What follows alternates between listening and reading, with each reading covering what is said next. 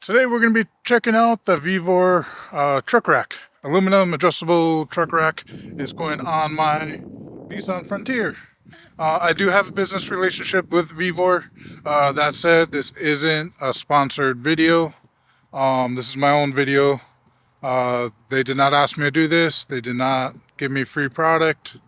They did not pay me. This project is completely out of my own pocket. That said, I do have affiliate links on the bottom with VEVOR and with Amazon. I do make a commission off of those. I do make more of a commission off of VEVOR than I do off of Amazon. But buy it wherever you can get it cheaper. Check them both out. Wherever you can get a better deal, that's where you go. Alright, so I got it unboxed. First of all, the box is really heavy. Second of all, it is a lot of parts here. That needs to go together. One thing I want to note is, although in the advertisement it may say 800 pounds, in the book it says 500 pounds. So keep that in mind for the weight. I also am a little concerned with, moving back and forth weight. I don't know if you should even go 500 pounds on this. So although this says it can handle 500 pounds, I don't know if I'd put quite that much on there. I might feel comfortable with a couple 100 pounds. Now 500 pounds spread out between the two sides, that's like, 250 pounds. So yeah, maybe that's about right. Okay, I'm back. New day. We're going to actually finally get this installed. But I'm going to break down how to install it, because there is a lot of pieces in this kit and it can be very overwhelming. So getting the pieces set, where each thing needs to go at the beginning will make it feel not so crazy and difficult. Because it's actually not bad at all to put this together. So what I do is recommend just laying out one of the racks. So just take everything you got, divide it in half, and just put half out at a time. So you have these two bars, you got half the brackets, you got half the rails, you got half of everything, half the bolts, and that will make everything make a lot more sense. Now, this does come with the tools, right? It comes with the Allen wrench and that, but I'm going to use a drill when we put this together and Allen wrench bit on top of that I can put on the drill. But you don't need this. Just use the tools that they give you. One thing that you're probably going to want to have is a tape measure so you can adjust the height and the width, and mainly the height of it, and a hammer to be able to tap these ends in because it's kind of tight. So the instructions that come with this thing is not very good, but it's not that bad once you understand what you're doing. So these are your top pieces here, and you're going to have 3 metal brackets for the top piece, and they're 2 different types of brackets. This one has a threaded hole in it. This just has a bigger opening with no threads in there. So you need one. So basically you need one set, one threaded, one not threaded here. Same thing, one threaded, one not threaded that goes there. One threaded, not threaded, that's going to go on this side. And that's how you connect these 3 pieces together, is with those. For this, you're going to have 3 brackets. You're going to have your 2 shorter threaded pieces, your 2 shorter threaded pieces, and then a long one here, which has threads on it. The long one is for the top. The long one is for the top here. And you'll see in a few minutes how that goes on. These 2 shorter ones are going to be going basically on the side here, but inside. You're going to have these small little pieces here, and that's what's going to hold these things in. Basically, that's going to sit in there, that's going to slide in the rack, and that's your tightening thing.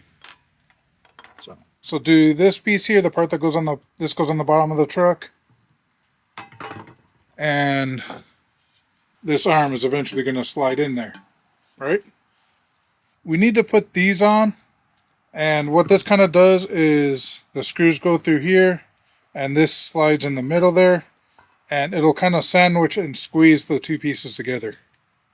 So we're going to take a small bolt, the short bolt here, and a washer. And then all we're going to do is slide this plate in there. Hold it so it doesn't fall all the way through.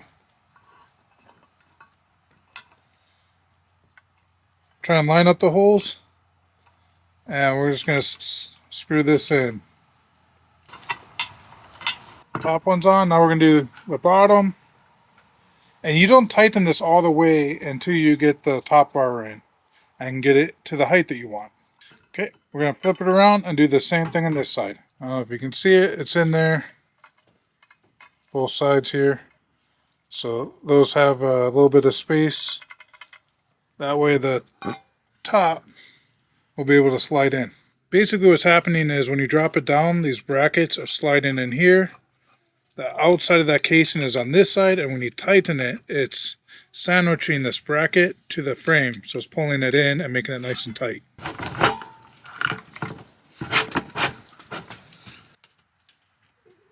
So I just went ahead and measured it out. I'm going about 3 1/4. We'll fine tune this once it's on the truck. You can kind of tighten this, and then we got to loosen it later if we got to adjust it. So I'm not going to go too tight yet until everything is completely set. So that is one side assembly completely done. We just got to do the same thing on the other side.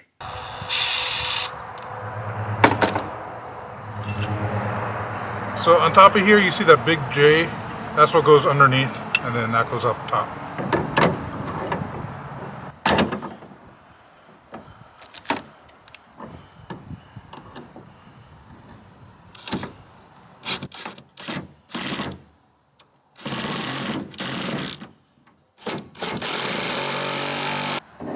Well, that's pretty nifty. I didn't think about that. You could just like turn this, slide it in, and turn it over. Okay, now we're gonna do these guys. So you're gonna want to put this side facing up. You see this side has like little, like kind of cutout. But if you turn it around, it doesn't have that cutout. It's just straight. And so the side with the cutout is where the bolt's gonna go through. Okay. Pretty simple. And the side with the cutout is gonna have this bracket piece that does not have the threads, and the threads will be on this side. And basically this piece right here is just going to be in the middle of both of these. So you're going to slide that, so you're going to slide that in, line up the holes, and then you'll be doing the same thing with this side. You're going to slide it in.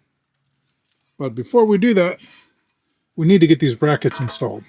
So for the first one, the top, no threads.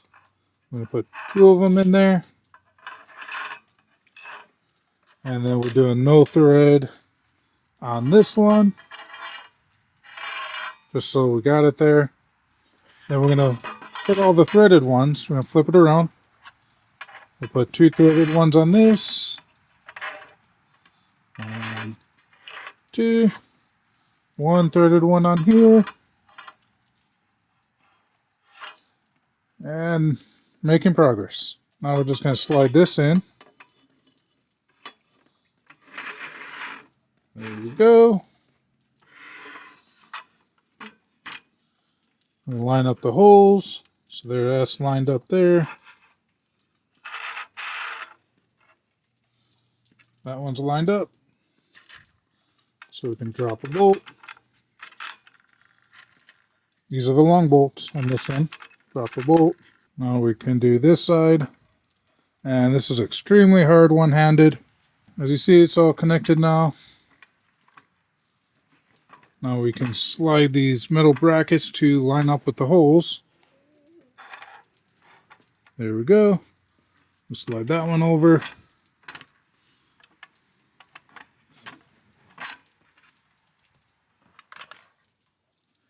As you see, the tops are all now lined up. We can stick the bolts in there.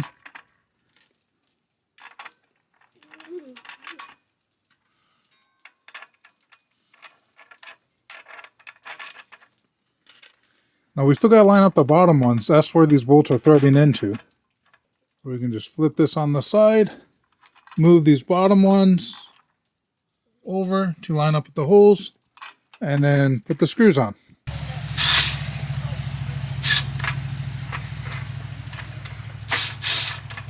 There you can see it.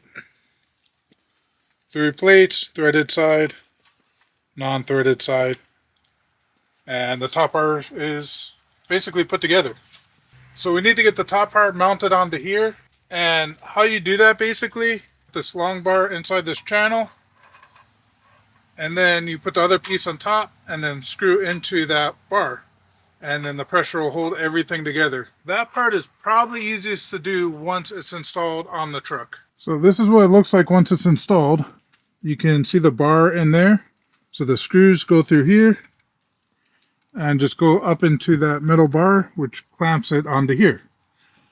Then those bracket pieces, they just slide into the side channel here, and they use that little short thing, and that's what holds it to do its thing.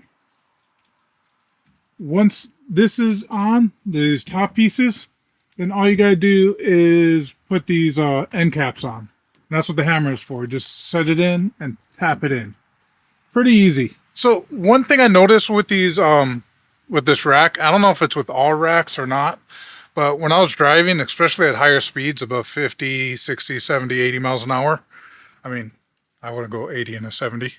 What I noticed is kind of like almost like a whistle type of sound when I'm driving, which I'm not a big fan of. I'm not sure what component or what pieces is causing that and what you could do to resolve it. But it is something to keep in mind. If you're going to daily drive a vehicle and not have stuff on it all the time, that whistling sound could get pretty annoying. In my case, I don't plan to keep this rack on the truck all the time. I'm only going to stick it on when I need to use it for something. So I'm fine with it. And also, I want to say, I am very surprised how sturdy this thing is. Like, the book says 500 pounds, online says 800 pounds. I still don't know if I would push it to 800 pounds, but yeah, I'm not worried about really putting anything heavy on here. This thing is solid. I thought it would have some flex or something. It doesn't. This thing is way more solid than I was expecting, but there is no flex at all on this thing. All the movement you're seeing right now, that's my whole truck moving. If you'd like to buy one of these, I have a link in the description, both Amazon, VEVOR, whatever. But yeah, I'm surprised with how sturdy it is. I was really afraid this was going to be kind of flimsy and I wouldn't actually be able to put any kind of weight on there. But I don't think there's going to be any issues really, putting some, 2x4s, a couple 4x4s. I wouldn't put a bunk of lumber on it maybe, but the thing is pretty solid actually. My concern was this here, there's no real bracing for it to go back and forth like that. So you're really trusting on these welds. Thank you for watching. Aloha. Peace out. Catch you in the next one.